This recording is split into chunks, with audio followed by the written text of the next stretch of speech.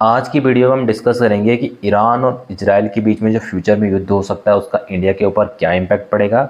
और दूसरी बात हम ये डिस्कस करेंगे कि इंडिया हमेशा जैसे रसिया और चाइना और अमेरिका में डिलेमा में रहता है, सबको दोस्त बनाने की कोशिश करता है, सेम इंडिया हरकतें यहीं पे भी करता है। इजराइल और ईरान में से एक को चूज़ हम कर ही नहीं सकते, हमारे लिए डिफ़िकल्टी है।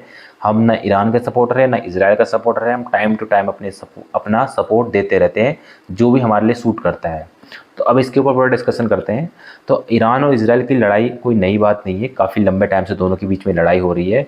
और इजराइल की जो आज के डेट में जिनके साथ लड़ाई चल रही है, एक तो हमास टेररिस्ट ग्रुप है जो फ़िलिस्तीन में रह रहा है, वहाँ पे जो हमास गाज़ा वाले एरिया में ऑपरेट करता है, और दूसरा हिजबुल्ला जो कि लेबनान में ऑपरेट करता है। दोनों के दोनों जो टेररिस्ट ऑर्गेनाइजेशन है वो फंडेड है ईरान तेहरान के द्वारा। अभी रिसेंटली क्या हुआ, ईरान ने इजराइल ने जो गाज़ा में जो हमास टेररिस्ट ऑर्गेनाइजेशन उसके लीडर जो थे ना, जो उसको लीड कर रहे थे, तो वो जो है तेहरान की यात्रा पर गए हुए थे, तेहरान में गए हुए थे। तो इजराइल ने क्या करा, उनको वहीं पे जाके उनके घर में, एक घर में वो थे, तो वहीं पे उनकी डेथ हो गई, उनको मार दिया उन्होंने, इजराइल वालों ने। ऐसा बताया जा रहा है इजराइल ने मारा है। इजराइल ने ऑफिशियली कंफर्म नहीं किया कि हमने इसे मारा है, लेकिन सबको पता है कि इजराइल ने मारा है। और इसी बात को लेके ईरान गुस्सा हो गया कि कोई कैसे हमारे टेरिटरी के अंदर घुस के किसी आदमी को मार सकता है बिना परमिशन के। तो इस बात से लेके ईरान में बहुत सारे लीडर जो उनके हैं, उन्होंने ओपनली डिक्लेयर कर दिया है कि अब हम जो है इजराइल को सबक सिखाएंगे, चाहे हमें इसके लिए कुछ भी करना पड़े। इसके बाद जो है हिजबुल्ला के साथ उनकी ऑलरेडी लड़ाई चल रही है, हमास के साथ ऑलरेडी लड़ाई चल रही है। तो फ्यूचर में जो ये वार जो है फ्यूचर में इरप्ट होने के, बहुत ज़्यादा बढ़ने के इसके चांसेस हैं।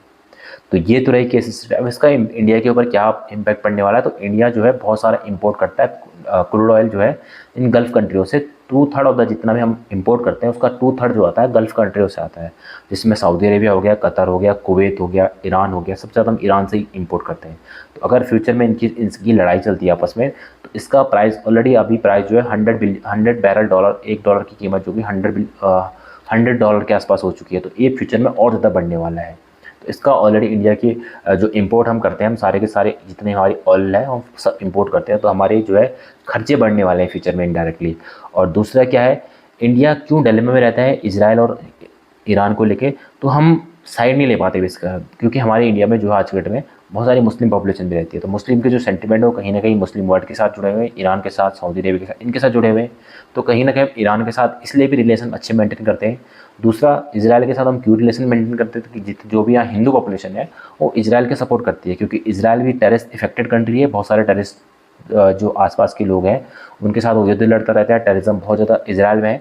तो सेम हैपन हो रहा है इंडिया के कश्मीर वाले रीजन में। और इंडिया भी टेररिस्ट इफेक्टेड कंट्री है, और टेररिस्ट जो आता है कहीं ना कहीं मुस्लिम इसमें वर्ल्ड से ज़्यादा इन्वॉल्वमेंट रहती है। तो कहीं ना कहीं ये सब सिमिलर की वजह से इजराइल के साथ हमारे बहुत ज़्यादा अच्छे रिलेशन हो, और इजराइल हमारे टाइम टू टाइम मदद भी करता रहता है। और इजराइल ओपनली बोलता है कि हम इंडिया की मदद करेंगे अगर इंडिया के साथ पाकिस्तान जैसे, और इजराइल के रिलेशन पाकिस्तान के साथ भी बुरे हैं, तो इंडिया का रिलेशन पाकिस्तान के साथ बुरे हैं, तो इसलिए हम दोस्त बने हुए हैं। तो बहुत सारे रीज़न है इजराइल के साथ दोस्ती करने के।